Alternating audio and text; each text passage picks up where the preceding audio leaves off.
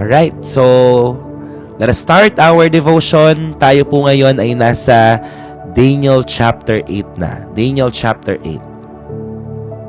At ang title po ng ating pag-aaralan ay may pamagat po na The God Who Sees the Future. The God Who Sees the Future. Yan. So, paki-live comment po.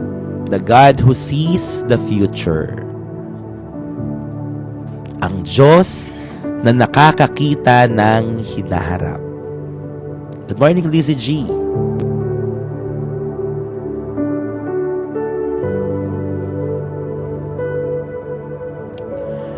The God who sees the future. So, ang Daniel chapter 8 po, ang tema po nito, that when the future seems uncertain, remember, God already sees the end from the beginning. Kapag meron po tayong mga bagay na inaalala kung ano ba ang mangyayari sa ating hinaharap, ano bang mangyayari sa ating kinabukasan, hindi kasi natin alam. Wala tayong katiyakan sa kung ano ang mangyayari sa mga susunod na panahon. But this Daniel chapter 8 will give us the encouragement na meron po tayong Diyos na nakakaalam ng ating buhay. Simula nang tayo ay isinilang hanggang sa wakas ng buhay po na ito. Amen? So yan po ang Daniel chapter 8.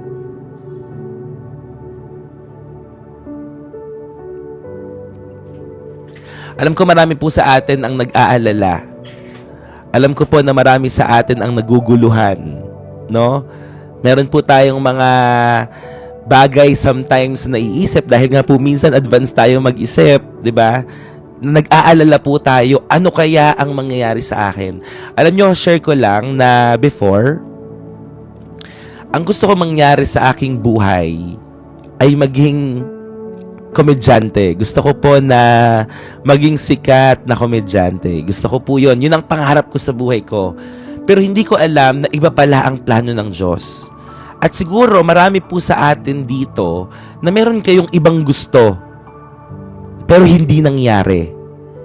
Meron kayong mga pinlano na hindi nagkaroon pa ng katuparan. At hindi natin mababatid kung bakit, no? Hindi natin mababatid agad. Pero mga kapatid, ito lang po ang gustong sabihin sa atin ng Panginoon ngayong araw na ito. Simula nung ikaw ay isilang hanggang sa tayo ay mawawala sa mundong ito, planado na po ng Panginoon ang lahat ng mangyayari. Pero binibigyan po tayo ng Diyos ng free will. No? Binibigyan po tayo ng Panginoon ng free will. Hindi po tayo mga robot na kinokontrol ng Panginoon na minamanipulate niya. So ano po ang gagawin po natin dito? In Daniel chapter 8, the prophet receives another vision. And this time, kahapon po, ang nakita po nating vision ay isang dagat na mayroong 4 beasts at nakita natin ang Ancient of Days na si Lord na nakaupo sa kanyang trono. Pastor, are the trials planned by God? Yes po, ang mga testings, ang mga trials in life.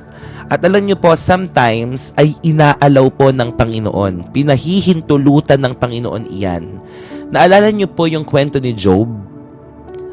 Alam nyo po doon sa Job chapter 1 ay nagkausap po ang Panginoon at ang kaaway, ang demonyo, no? Na sinabi ng kaaway sa Panginoon, kaya mo lang naman, kaya ka lang naman sinasambay niyang si Job at kinikilala dahil iniingatan mo siya, dahil pinagpapala mo siya, paraphrasing.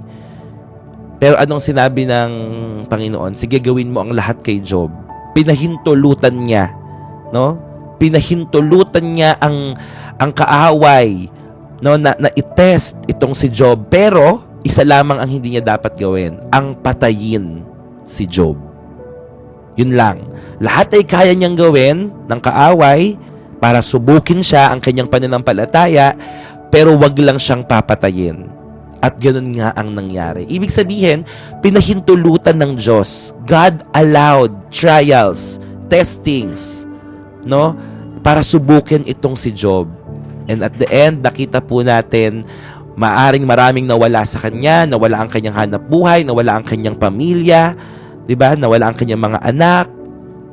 Nagkaroon siya ng sakit at karamdaman, pero sa dulo, binalik ng Panginoon ng higit pa doon sa mga nawala.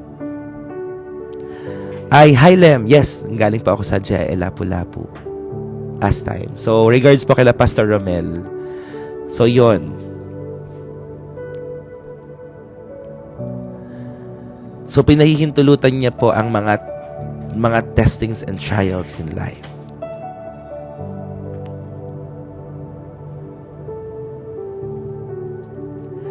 So in Daniel chapter 8, ang vision naman po na natanggap ni Daniel, this time involving a ram with 2 horns and a goat with 1 large horn. And the angel Gabriel explains that this represent future empires. The Medo-Persian Empire, which is the ram, and the Greek Empire, the goat, under Alexander the Great. In Daniel chapter 8.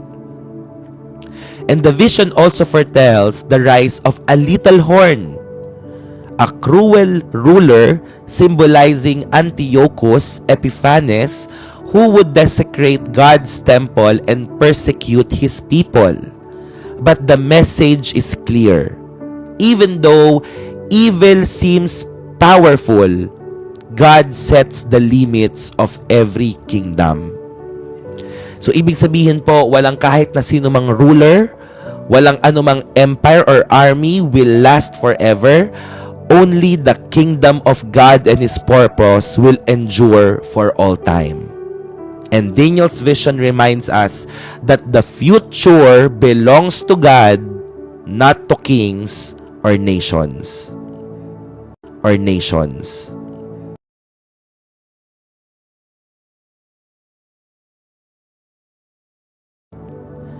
Siya lamang po ang nakakaalam kung ano ang mangyayari sa ating mga buhay. At yung sinabi niya dito na God sets the limit of every kingdom, alam ng Panginoon kung kailan matatapos ang paghahari ng isang tao, ng isang ruler, ng isang leader. And there are 3 powerful lessons here in Daniel chapter 8. Daniel chapter 8. So medyo prophetic ito. Medyo prophetic ang Daniel chapter 8, pero aralin po natin na kung saan ay makakasabay po tayo at mas mauunawaan po natin. Okay? So number 1, first point, God sees the end from the beginning. God sees the end from the beginning. So long before these kingdoms even existed, and God already revealed it to Daniel. What seems unknown to us is already written in God's book. Kaya alam nyo, minsan namamangha tayo dahil kapag nagbabasa tayo ng Word of God or kapag tayo ay nakikinig ng salita ng Diyos, parang tayo yung pinapatamaan. Tama po ba? Parang para sa akin tong message na to. Kasi ang totoo po, alam na ng Panginoon ang mangyayari sa atin. No?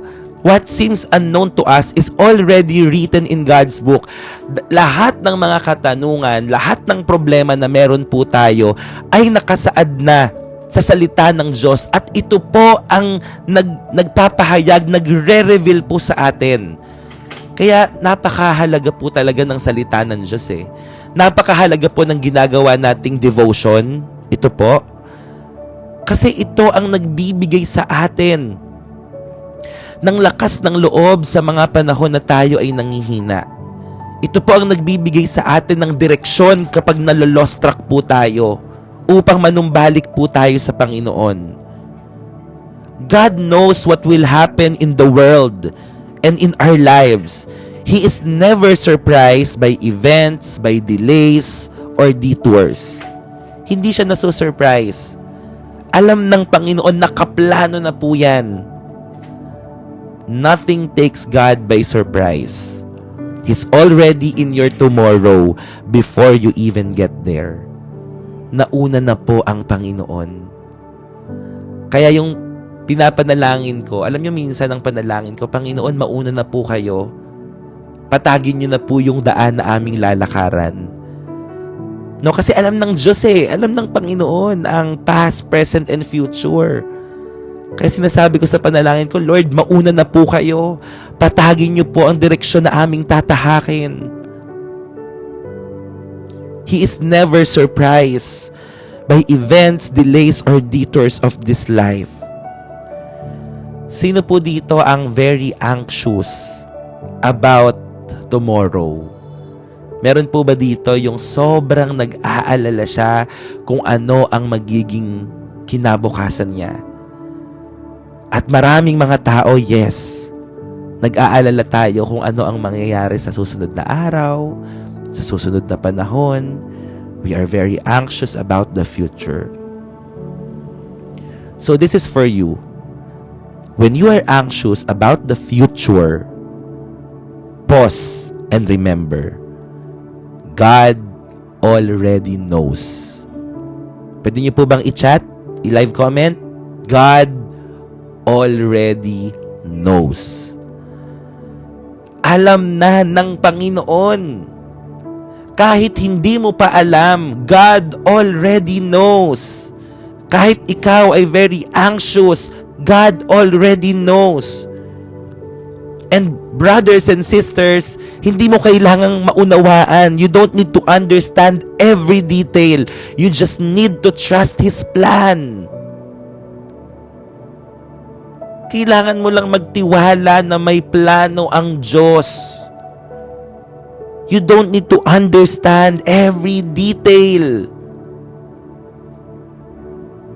Amen. Kasi minsan, kaya tayo nag-aalala, kaya tayo nag-overthink o nagkakaroon ng anxiety sa sobrang kaiisip natin ng mga mangyayari. Sobrang dami nating inaalala, bawat detalye, lalo na kung organized kang tao. Naranasan nyo na po ba na umalis kayo ng bahay, tapos pag alis nyo ng bahay, iniisip nyo, naku, natanggal ko ba yung saksak ng ganito? Napatay ko ba yung ganito? Diba yun, parang nasa sasakyan ka na, o nasa jeep ka na, papunta ka na, ang inaalala mo, naku, napatay ko ba? Ang dami mo masyadong inaalala. Natanggal ko ba yung saksak ng rice cooker? Natanggal ko ba yung saksak ng plancha? You are very anxious. Well, nakakatawa. Diba? Nakakatawa. Pero ganyan tayo. Ang dami nating mga inaalala sa buhay. Relate past as a wife. Kaya may anxiety tayo. Ang dami nating iniisip. Napatay ba yung faucet? Napatay ba yung tubig? Diba? Ang dami. Okay? So, we don't need to understand every detail. All we have to do is just to trust the Lord. Panginoon, ikaw nang bahala. Kasi alam ng Panginoon Ito na, mga kapatid, alam ng Panginoon. Naglindol po sa amin, pag-pray mo naman po. God bless, Ker, saang lugar ka, Ker? Yeah, guilty po. Guilty tayong lahat. Lahat tayo. Yung iba nga lang, sobrang mataas po yung degree ng pag-aalala po nila. Nag-iisip kung sasakto pa ba yung budget, di ba? Nag-iisip kung paano tayo makakabayad sa mga bills, may mga due dates. Tapos lalo pa sa mga, sa mga nanay, di ba po yung may tinatawag na postpartum nga po ba yun? Postpartum. So kapag right after ng panganganak, parang ang dami mong mga iniisip.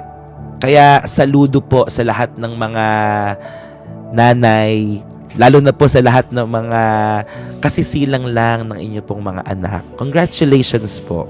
Kahapon may nagpa-pray sa atin, no, na safe delivery at nakalabas na po ang kanyang anak at ngayon po ay ina-enjoy niya na. So, saludo po sa inyo at congratulations sa lahat ng mga mommy, sa lahat ng mga daddy, sa lahat ng mga fur parents, Ate Jen, no?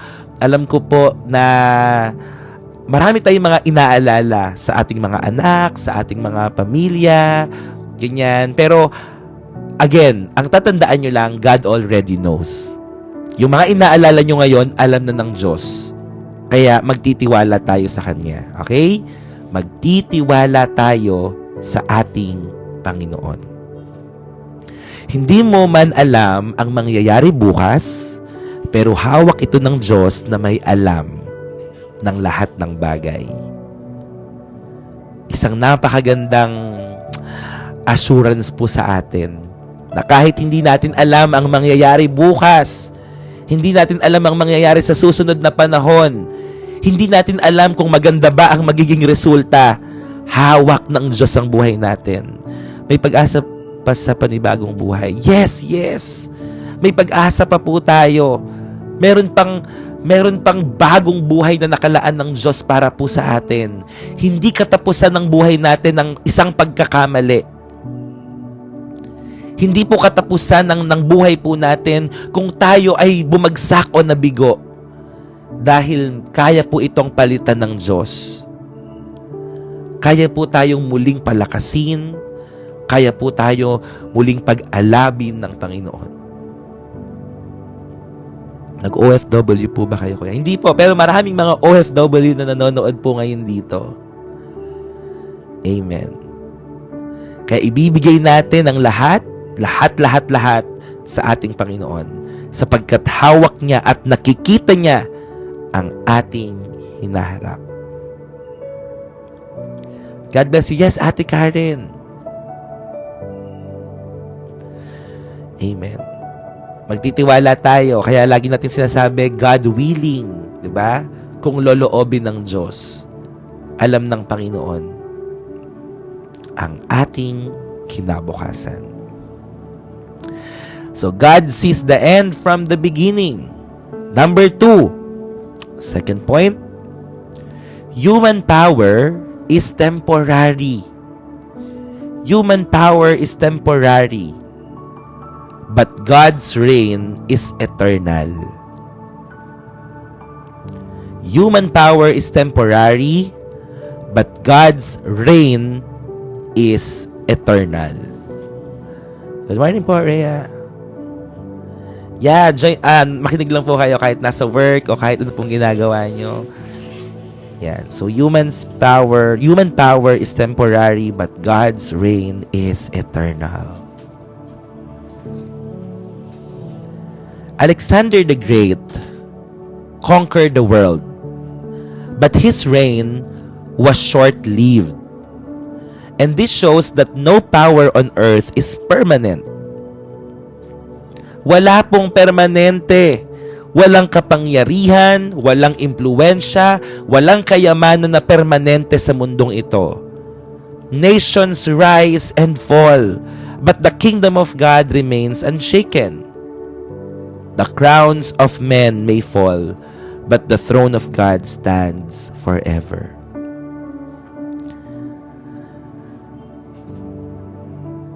Yeah, Ate Eva, God bless you po. May mga sked ka na po sa chemo at radiation. Di natin alam kung anong mangyayari, but magtitiwala po tayo sa Panginoon. Yan. Ate Ann, yes, go. Makinig po tayo habang nagtatrabaho, naglilinis ng bahay. The crowns of men may fall, but the throne of God stands forever. Huwag po nating ilagay ang ating pagtitiwala o pag-asa sa tao, sa sistema o sa mga possessions na meron po tayo. Ibigay po natin sa ating Panginoon.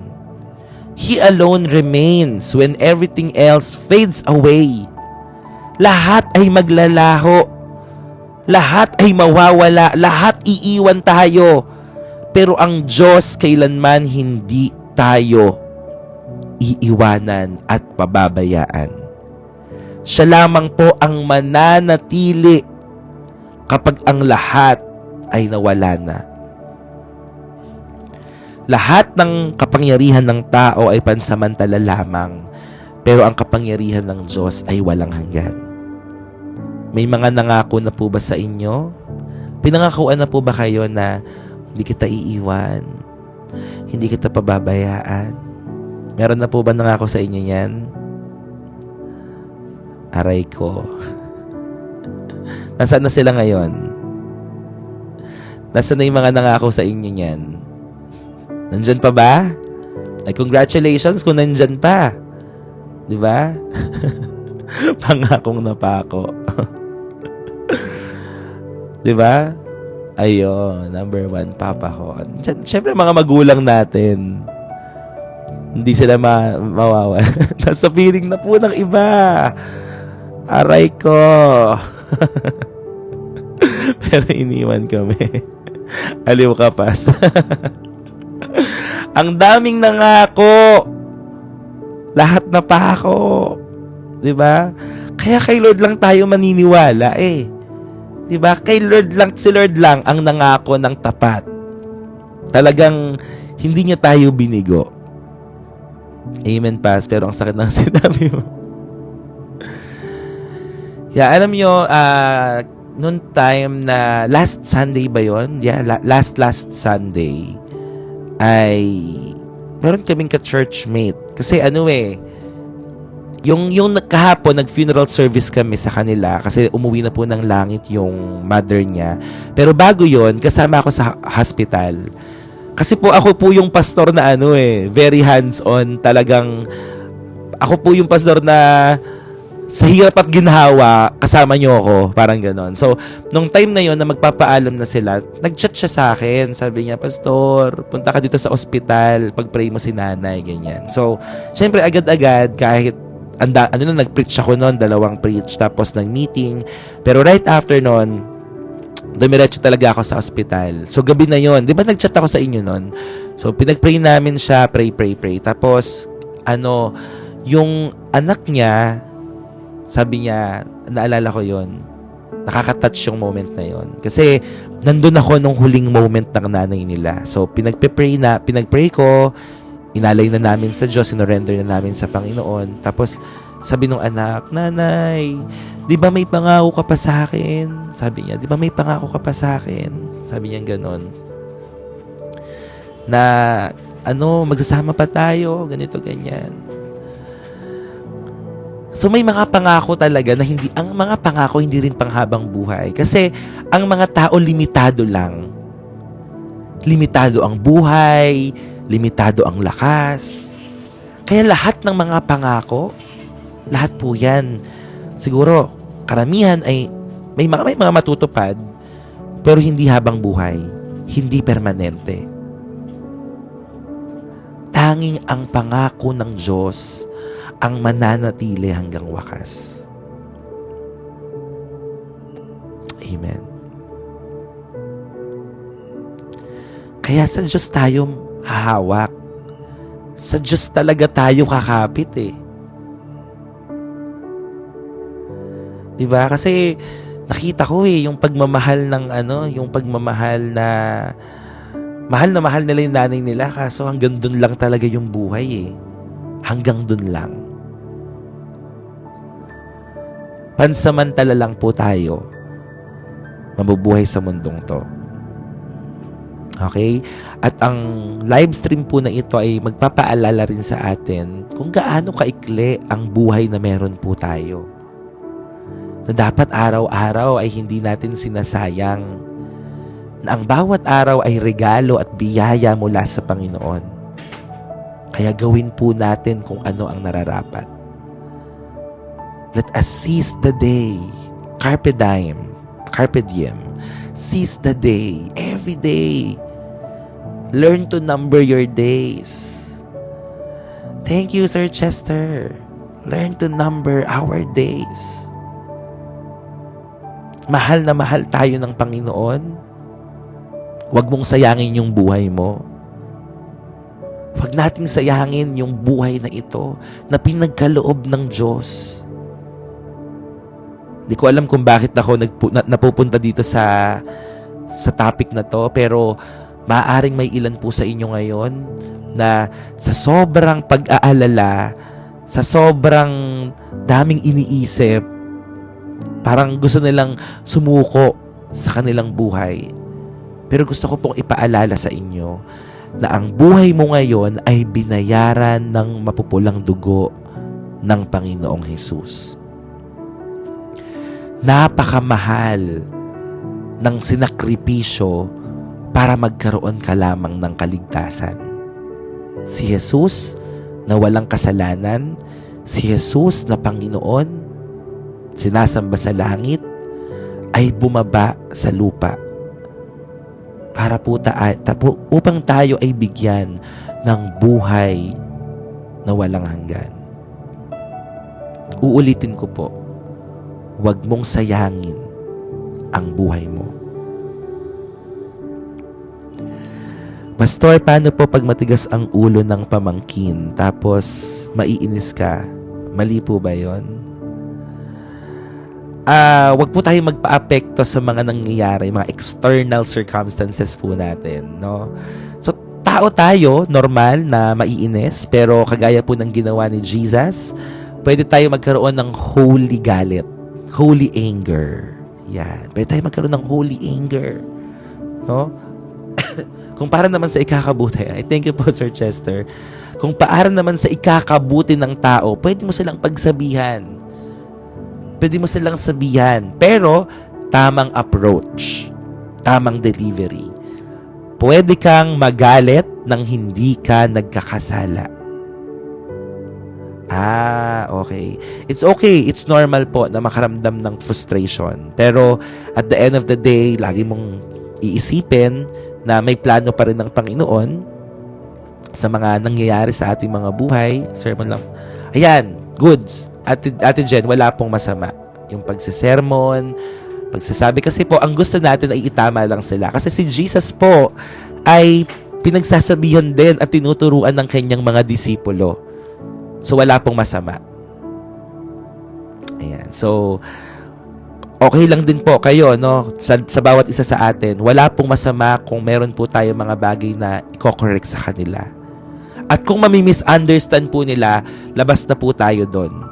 Kasi alam ng Panginoon ang laman ng ating mga puso, hindi para hiyain, hindi para pagsabihan lang ng wala lang, no? Pero para sa ikakabuti. Para sa ikakabuti. Yan. So, Marie, future depressed. So, itong teaching na ito talaga ay para sa atin na mga humaharap sa ganyan.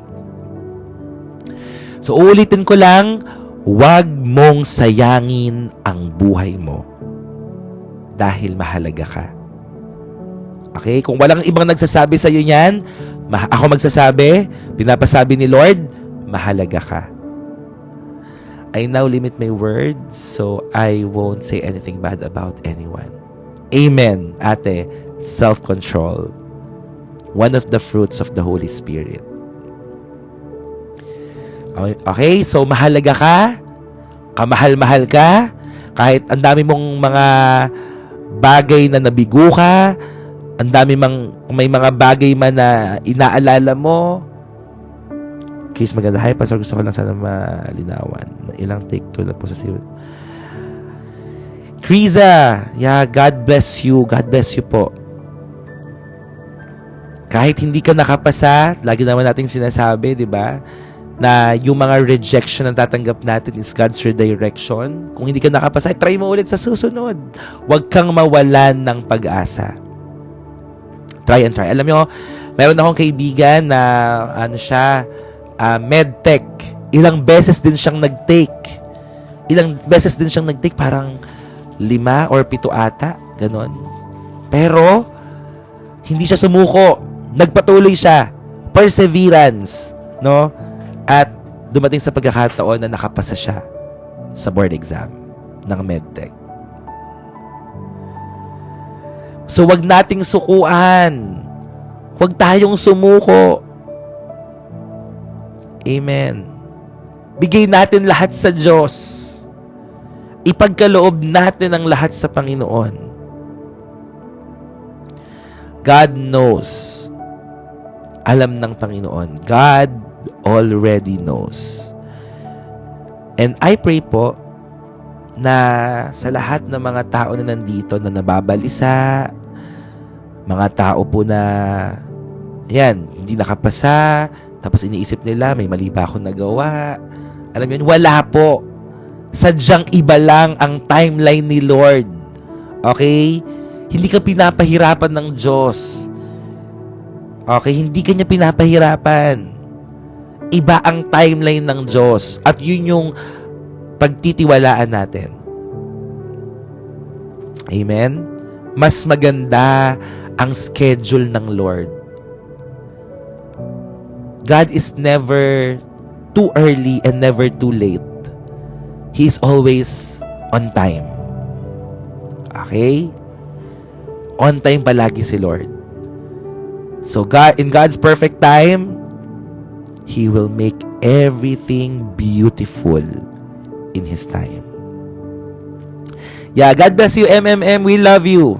Sabi niya, simula kahapon na nanood ako dito, pas gumaan pakiramdam ko. Iba talaga pag sigad pinag-uusapan. Amen. God bless, Assassino. God bless sa iyong exam. Yon, di ba? Ang sarap isipin at pagbulay-bulayan na mas maganda pa rin talaga ang plano ng Diyos sa ating buhay. Okay? So, Ate Jen, sa pamangkin mo, ipag-pray natin siya na kumilos ang Panginoon sa kanyang buhay at maunawaan niya na hindi para sa ikakasama niya, kundi para sa ikakabuti niya ang pangangaral na binibigay niyo po sa kanya. Amen. Ay magandang ginagawa po talaga ang Lord sa live stream po na ito, sa devotion po na ito. Hazel Ann, God bless you. Anumang spiritual battle na kinakaharap mo, ipapanalo ka ni Lord. Amen. 100K, tap. Amen. Gagaling ka, Zoe. Gagaling ka. By faith, according to your faith, let it be done to you. In Jesus' name. So, number 3 and the last. Number 3. God sets the limits of evil. Mami Alisa, sorry. Hindi ko pa na-upload. Mamaya, may Bible study pa ako. Siguro pag maaga ako nakauwi. Tapos, mamayang gabi ay meron akong hosting ulit. Tapos, devotion. God sets the limits of evil. Hoy, Nelborn, hello.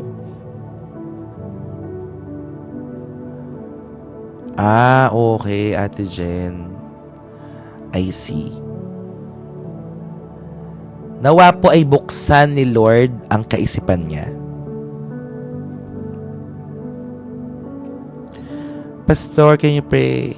Gia, God bless you. Yes, we are always praying for those people na may anxiety. We are always praying. Ate Jackie, God bless po. Sa pagpasok sa work, ingatan po kayo ni Lord. Sir, na-scam po ako 60K. May chance pa po ba ako? Amen naman. Di ba nakwento ko sa inyo, ako na-scam ako ng 450K. Pero may pag-asa sa Panginoon. No, may pag-asa sa Diyos. Huwag kang mawawalan. Ilang taon na siya, Ate Jen? Gusto mo kaibiganin ko siya? Alam niyo, feeling ko may gift ako sa mga tao na pariwara yung buhay eh. Yung mga, okay, bata pa. Yung mga yes, Josh, iiyak mo lang sa Lord. May gift ako na kumausap ng mga tao na, alam mo yon, na mga tao na nawawalan ng pag-asa, pananampalataya, and all. Matigas ang ulo though. Talaga? I attend church service, So, let us pray na kumilos ang Diyos sa kanya.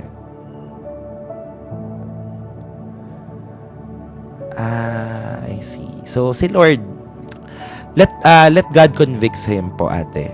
Si Lord ang mag-convict sa kanyang puso.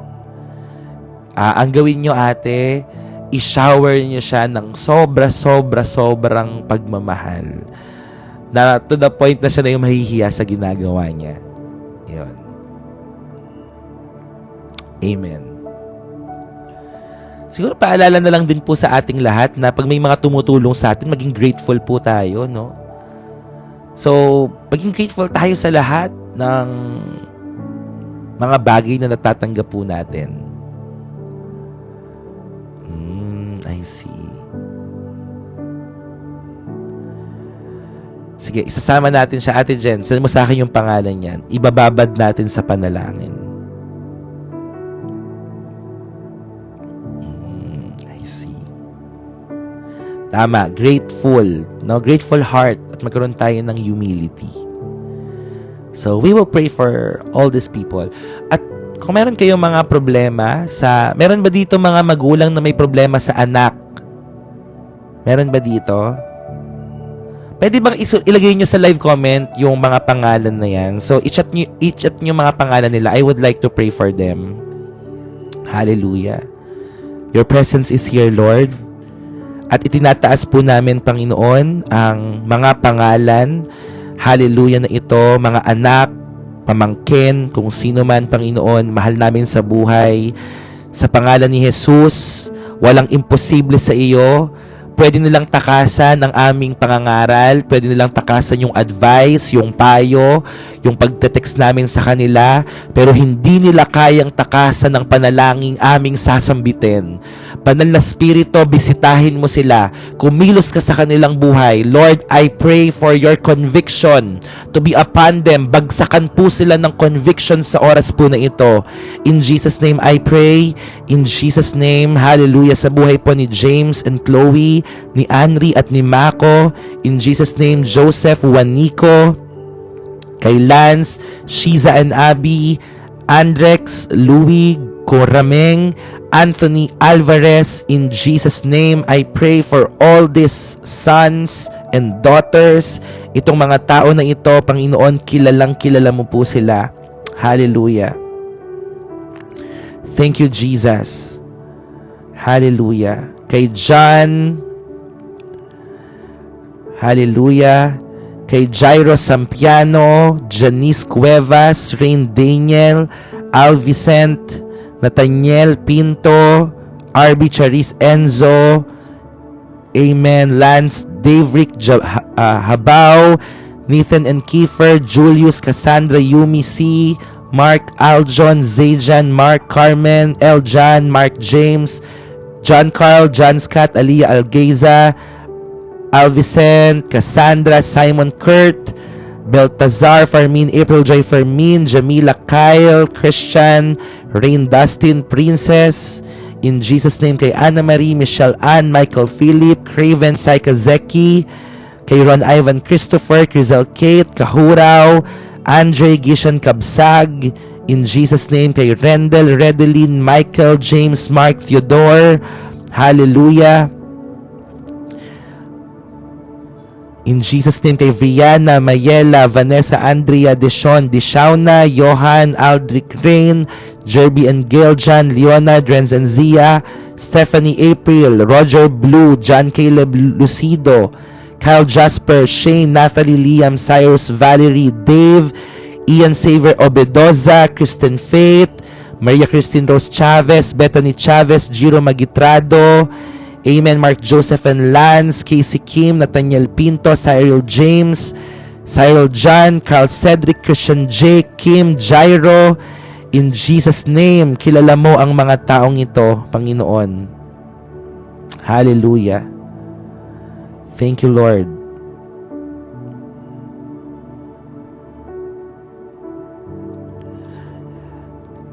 Kay John Carl, Johan, Lester, Carl Lawrence, Kyla John Derrick, Kurt, Dan Carmen, Denise and Diane, Justine, Cristeline, Ana Marie Tolentino, Michelle Ann Tolentino, Michael Philip Tolentino, kay Aldrich Rain, Alger, Justin, Jaden, Christian, Crisandaline, Kimberly, Nathan, Hannah Firm, Barcelon, and Hayahay siblings, Stephanie, April, Kim, amen, Jason and Dominic, Alvis and Cafe, Stephanie, April, Eljan, Grace and Kenneth, in Jesus' name. Cedric and Jobert, Kylie Ann, Cramhill, amen.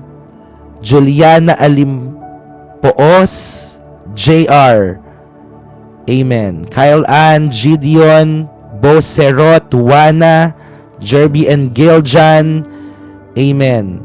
At kung meron man po ako na hindi pa nabanggit, Panginoon, kilala mo po sila, Steffi, Yana, John Mark, all of them, ang Balabo family. Ang lahat ng mga taong ito na aking nabanggit at lahat ng mga tao na naka-live comment dito, Lord, kilala mo po silang lahat. Wala pong imposible sa iyo, dakilang Diyos. Itinataas ko ang bawat pangalan, ang bawat tao na ito, ang bawat anak, pamangkin, mahal sa buhay. Lord, nakikita mo po ang pagpapagal ng mga taong nagmamahal at sumusuporta sa kanila. At napakasakit po, Panginoon, kapag binabaliwala po nila iyon. Sa oras po na ito, wala po kaming ibang nais kundi mapabuti ang kanilang kalagayan. Wala po kaming ibang nais, Panginoon, kundi makita silang nabubuhay. Hallelujah! Nang naaayon sa iyong kalooban. Kaya sa oras na ito, sa pangalan ni Jesus, anuman pong gapos ng kaaway sa kanila, ay amin pong winawasak sa pangalan ni Jesus. All the works and plans of the enemy, even wrong mindset, in Jesus' name, get out sa kanilang mga buhay sa pangalan ni Jesus. At padaluyin mo, Panginoon, sa bawat pamilyang ito, ang kaayusan, ang restoration. Lord, naniniwala po ako na makikita po namin ang katugunan ng panalangin na ito, Lord. Kikilos kayo sa bawat kabataan, kikilos kayo sa bawat anak at pamangkin at mahal sa buhay, Lord. In Jesus' name. Sapagkat walang imposible sa iyo. Walang imposible sa iyo, Panginoon. Tatapusin mo ang pagre-rebelde. Tatapusin mo ang katigasan ng ulo. Tatapusin mo ang katigasan ng puso sa mga taong ito. Hindi nila matatakbuhan ang panalangin amin na inuusal, Panginoon, sa umagang ito. They cannot run from this prayer, Lord, in the name of Jesus. Lord, bless them. Shower them with your love. Be merciful and be gracious to them, Lord. Transform them from glory to glory. Kausapin mo po sila. Magpakita ka, Panginoon, sa kanilang panaginip. Magpadala ka ng mga tamang tao. Kung hindi sila nakikinig sa kanilang magulang, magpadala ka ng mga tao, Lord, nakakausap po sa kanila at mamumulat ang kanilang mga mata kung gaano mo sila kamahal at kung gaano sila kamahal ng kanilang mga magulang. Maraming salamat po. We thank you and we glorify you. In Jesus' name, amen and amen. Praise the Lord. So, yes, God bless sa bawat pamilya. No? Alam ng Panginoon ang mga pagpapagal nyo at mga iniiyak nyo sa Kanya, sa kanila. So, God bless you all. Mga magulang, dadaanan lang po nila yan. But after that, no, naniniwala po ako na papanumbalikin po ng Panginoon ang inyong pagsasamahan. Amen.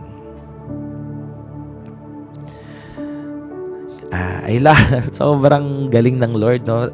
Parang napaka-holistic natin dito sa lahat. Okay, ingat po, Diala Cham. God bless you. Sa biyaya ng Panginoon, na ipapanalangin natin ng lahat. Ayan, si Lynn. Isa daw siya sa matig. Alam nyo, dati ako, hindi kami close ng parents ko. Kasi mas open ako sa ibang mga tao. Di ako nagbe-bless, di ako Pero ngayon, nung na-born again po ako, yan na, nagbe-bless na ako, nagmamano na ako, nakikipag-usap na ako sa kanila. So, may mababago talaga. So, yun yung ipag-pray natin na yung mga mahal natin sa buhay ay magkaroon ng malalim na relasyon sa Diyos at ang Panginoon ang magko-convict sa kanilang gawin yung tama at dapat at mabuti. Okay? Si Lord lang kaya magbago sa kanila. Yes. Amen. Nagkakatiwala natin sa Lord. Okay. So, i-work out natin. Pastor, okay lang po ba takutin ko mga kapatid ko sa Revelation para makalapit sila sa Diyos? Siguro, hindi takot yung gawin mo sa kanila, kundi yung mas maganda yung pagmamahal ni Lord, na mapaunawa mo sa kanila na mahal kayo ng Diyos. Ayaw niya kayong mapahamak. Gusto niya kayong makasama sa buhay na walang hanggan. Kasi hindi takot ang magpapabago sa atin, kundi pagmamahal ni Lord. Mamayang gabi, siguro basta 9 to 11, alin lang po doon magsisimula. Basta meron. Amen. So, number 3 na, okay? God sets the limits of evil. God sets the limits of evil. Oo nga eh. Oo, Ate Jen.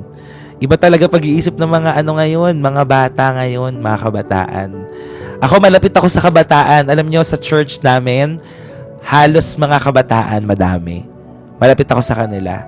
Kaya ko silang sayawan. No? I mean, kaya kong sa kanila. Yung mga trip nila, kaya kong sabayan yun.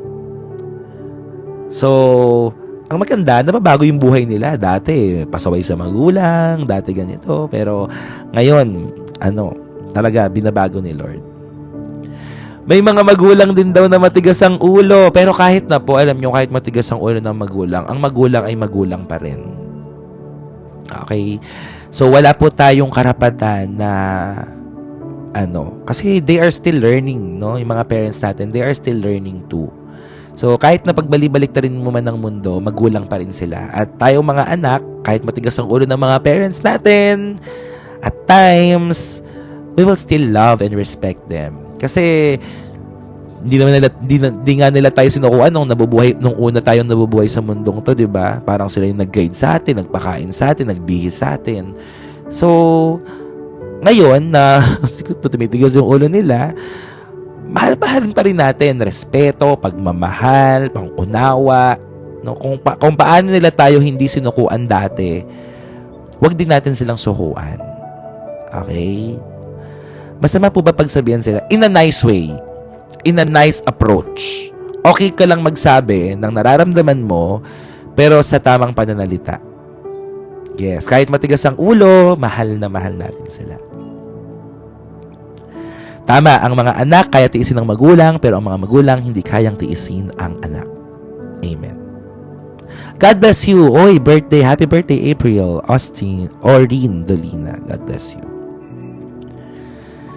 So, number 3 na tayo. Sige, number 3. Tapusin muna natin to. Kasi mag-Bible study ako ng 8:30. Pastor, di po lahat ng magulang. Alin po yun, ate? Di po lahat ng magulang ay... Bakit po kami? Ibig sabihin, hindi lahat ng magulang ay yung natitiis.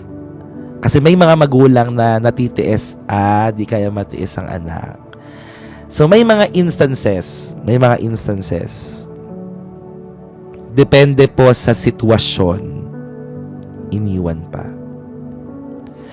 Meron ako isa nakausap kagabi, no? Kasi mamamaalam na ngayon nanay eh. So, yun pala, meron siyang isang anak, bunso, kahapon lang nalaman, na pinaalagaan niya sa iba. And for 27 years, hindi sila nagkita.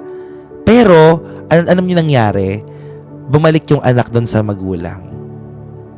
So, naalagaan niya pa ng 1 buwan bago magpaalam sa mundo. So, naniniwala ako na darating pa rin yung pagkakataon. Hindi ako nawawalan ng pag-asa. Na darating pa rin yung pagkakataon. Kasi at the end of the day, kahit pagbalik na rin mo ngayong mundo, magulang pa rin sila eh. May anak pa rin sila. Sila pa rin yung nagluwal sa mundong to. So, sa dulo siguro ng buhay, kung tayo ay mga matured ng mananampalataya, mauunawaan natin lahat. Iniwan po ang sumama sa iba. Yung sister ko, iniwan din tong anak, kami ang tumulong. Yung mga ganyang mga sitwasyon, yung mga mahirap tanggapin, di ba? Yung parang isipin mo, may pag-asa pa ba? Pero ako po, hindi ako nawawalan ng pag-asa. Sa dulo ng buhay na ito, kapag mamamaalam na yang mga magulang, ang iisipin pa rin niya ang kanyang mga anak. Hindi naman yan maghahanap ng mga iiwanan niyang kayamanan eh. Ang gustong makasama ng mga tao sa huling hantungan ay ang kanilang mga mahal sa buhay, ang kanilang pamilya. So, God bless, Ate Jen. May mga hindi natin masasagot yun eh kung bakit may ganong klaseng mga magulang na iniwan yung anak. But I forgave my parents na papasor kasi wala na kami connection ng mother ko. Oh. Ate Jen, yung parents mo ba? I see. Yes, that's the right thing to do, ate. You release forgiveness. Maaga pa. Okay. I see. And I'm happy na nakapagpatawad ka. Siguro isa yun sa mga na-release mo no, during the prayer and fasting. Yung mga kailangan patawarin. Na even though masakit talaga, naiwan, di mo alam kung bakit. Pero tatanggapin natin ng maluwag. Dahil tayo nga ay lumalalim sa Panginoon, mas nauunawaan natin na may maganda pa rin siyang plano out of all the things na nangyayari sa atin. We are 9 siblings in different fathers. Ate, siyam kayo, tas iba-iba? As in kayong siyam? Or may mga magkakasama naman? May mga magkakapatid sa iisang tatay. God bless you, Ate. MMM. God bless you. 9 in total. Baka may mga ganyan ding sitwasyon sa atin, no? Different fathers. I see. We never know kung ano ano ang laman ng puso ng iyong nanay, Ate Jen. Pero ang pinakamahalaga sa lahat yung ikaw na nakapagpatawad. Kasi ang sakit nun eh, no? Ang sakit nun. Naiwanan ka, tas at the age of 3 years old, wala kang nanay. It's very hard. And thank you, Lord, for the strength and the grace na nakapag-release ka ng pagpapatawad. I never had the good childhood memories, Pastor, but I am grateful for my Lola. Siya ba si Lola? Ano pangalan nun, ate? Si Lola Azon? Tita Azon? Siya ba yun? Yes, si Tita Azon. Kaya pala. Si Tita Azon. That's why. I see. So, ang galing. Kasi ano pa rin si Lord. Hindi kanya pinabayaan, ate. That's nice. So, yeah, we love you, Ate Jen. We love you. We love you so much. My dad's mother pala. Yeah, your dad's mother, si Tita Azon. So, God bless you, Ate Jen. Kaya pala napaka-strong mo din, no? Kasi lumaki ka kahit walang nanay. Ang hirap kaya lumaki ng walang nanay. Pero praise God, no? Yeah, we love you, Ate Jen. Sending virtual hugs sa lahat ng mga lumaki na walang magulang. We love you. No, this the love of God embrace you, no? Ngayong oras na ito. God is the one who made me strong po as in. And thank you for the grace na pinakita mo, ate, kasi kahit hindi siguro humingi ng tawad yung mama mo, pero nag-release ka pa rin ng forgiveness. Kaya sa lahat ng mga broken family na nandito, sa lahat ng mga walang nanay, walang tatay, lumaki sa lolo't lola, congratulations. Napakalaki po ng biyaya ng Diyos sa inyong buhay. So, we love you. We love you po. Paano po kayo maanak na businessman in our family? Isang malaking dagok pa yan. Yung mga tao na naabuso ng sariling pamilya, di ko po alam kung ano yung right words na dapat sabihin sa inyo. Pero may mga tumatawag din sa akin, may mga nag-confess, may mga naglabas ng sama ng loob sa akin over the phone, tumawag, no? And gusto ko lang pong sabihin sa inyo na yun naman po palagi hindi natin kagustuhan yun, no? Hindi natin kagustuhan, pero iisipin pa rin po natin na may tinuturo sa atin ng Diyos. At kahit sa sobrang sakit, mismong kamag-anak mo, mismong mahal mo sa buhay yung gumawa nun, no? Hindi natin matanggap. Alam niyo po, yung isang pastor ng CCF, si Pastor Peter Tanchi, the founder of CCF, meron siyang anak na si Joy. No, si Joy. So si Joy ay lumaki silang Christian family, nagba-Bible study yung tatay nila, si Pastor Peter. Tapos, merong isang time na nag-Bible study yung parents niya, naiwan siya sa loob ng bahay. Tapos, pinasok sila ng mga lalaki. Tapos, kaya kilala niyo siya, di ba? Kilala niyo si Joy. Tapos, ano nangyari? Ni-rape siya. As in gang rape. Hindi lang isang lalaki, pero maraming mga lalaki yung pinagsalit-salitan siya. Yes. Di ba? Napanood niyo yun? Pero alam niyo, ang grace ng Lord, pinatawad pa rin nila yung mga taong yun. 7 in total. Pinatawad pa rin nila. So, hindi ko alam kung gaano kasakit yung mga pinagdadaanan nyo ngayon. Hindi ko alam kung anong klaseng trauma yung meron kayo ngayon, hindi kayo makatulog, masama yung loob nyo. But I pray na bigyan po kayo ni Lord ng grace. Alam nyo, ang hirap para sa akin sabihin, pero kailangan kong sabihin. Kailangan nyo po silang patawarin. I know it's hard, and it takes time.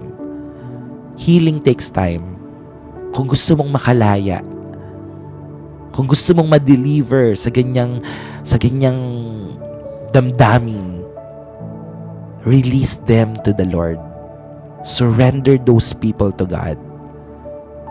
Okay? At kung kaya mo na lumayo, kung kaya mong sabihin, kasi yung iba hindi nila kayang sabihin. Even in our church, gusto kong sabihin sa inyo, even in our church, may mga tao din na same situation just like you. Pero ayaw nilang sabihin sa mga magulang nila, wala silang pinagsabihan, sabi sa akin lang. Kasi ayaw nilang masira yung family nila, ayaw nilang kumalat, ganyan. And I understand. I respect them. Basta ginagabayan na lang namin sila.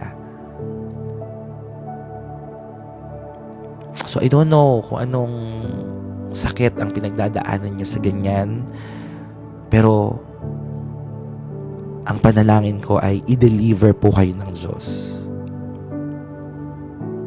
Ma-overcome po natin yung ganyan. Okay? Mahal kayo ni Lord. Hindi mo na kailangan sabihin kahit kanino. Okay? Huwag mo nang sabihin. Alam ng Diyos. Pwede mong isuko yan sa Kanya. Pwede mo yung ibigay sa Kanya. Ang forgiveness, pwede natin yung ibigay sa mga tao, but healing takes time. But healing takes time. And it's okay. It's okay kung hindi ka pa magaling ng tuluyan. Ang Diyos ang magpapahilom sa'yo. Okay? Lakasan natin ang ating loob. Kung wala kayong ibang mapagsabihan, chat nyo ako ngayon. Makikinig po ako without judgment. Without judgment. Okay? I-chat nyo ako. Pastor, ito yung pinagdaanan ko, wala akong ibang mapagsabihan, gusto ko pong mailabas, gusto ko pong mairelease, gusto ko magpatawad, gusto ko na pong makalaya. Yeah, feel free po, feel free. No judgment.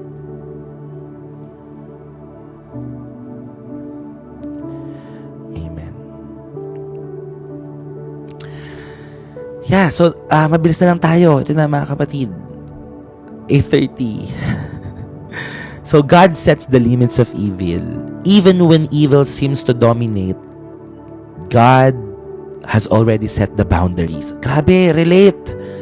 Kahit daw ang tingin natin sobrang nagdo-dominate na ng kasamaan ng buhay natin, God has already set its boundaries. Wickedness has an expiration date, but God's justice and righteousness endure forever. Cut off. Tatapusin na po ng Panginoon yan. Okay? Evil may roar for a season, but God reigns for eternity. So when you see corruption, when you see injustice, don't lose hope. God is not ignoring evil. He is timing His justice perfectly. He is timing His justice perfectly. God is not ignoring evil. Okay? May hangganan ang kasamaan. Sa dulo po, ang katuwiran ng Diyos ang mananaig. May hangganan ang kasamaan. God sets the limits of evil. So that's the third point. So, ang last po natin, you may not know what the future holds, but you can trust the one who holds the future. You may not know what the future holds, but you can trust the one who holds the future. That's our devotion for today.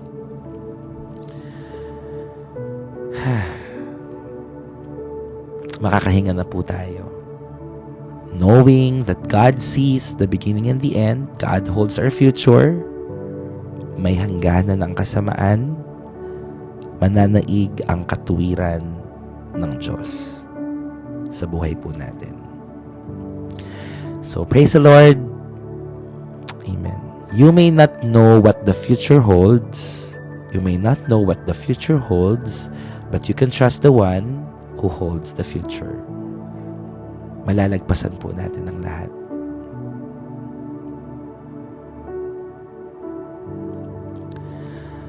Para po tayo na alam niyo yung mga bata na sa mga anak nyo, di ba? Yung mga anak nyo na nung bata pa sila nagmo-mall kayo, tapos biglang nawala yung anak nyo, grabing pag-aalala ng magulang. At yung bata takot na takot, di ba? Ganon din ang pag-aalala ng Diyos sa atin. God cares for all of us. Kabadong-kabado tayo, di ba? Ako, naalala ko na nawala rin ako eh. Pero alam nyo, ang magulang, may mga pagkakataon, nasusubukin lang tayo. Nakatingin naman talaga sila. Di ba? Parang isa-check lang nila kung anong gagawin natin. So parang nakatingin sila, isa-check nila kung anong gagawin natin. Ganun din ang Panginoon. Alam niya naman niya. Alam naman niya yung mga mangyayari sa atin. Kitang-kita naman ni Lord. So let's give it all to God. Ang sarap, Lord. Kung pwedeng wag na umalis. Pwede bang wag na umalis? Kaso, syempre, kailangan natin magpatuloy sa mundong to.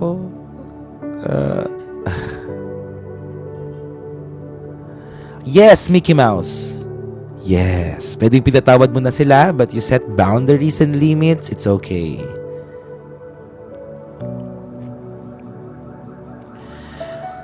Thank you, Lord. Sige, mag-pray muna po tayo. Kailangan ko na pong magpaalam dahil meron pa akong Bible study at 8:30. Hallelujah. Let us praise God.